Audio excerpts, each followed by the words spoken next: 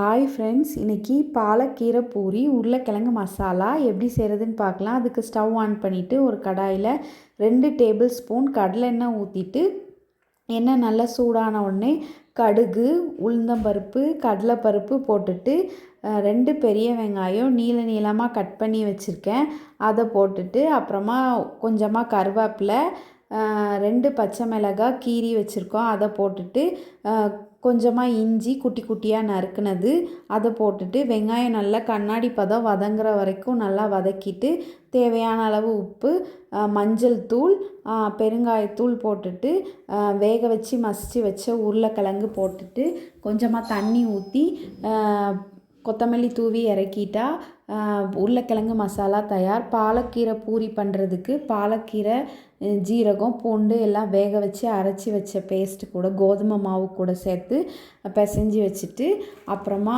பூரி பண்ணுறதுக்கு தேவையான அளவு எண்ணெய் ஊற்றிட்டு கடாயில் பூரி தேய்ச்சிட்டு போட்டுட்டு பூரி ரெடி.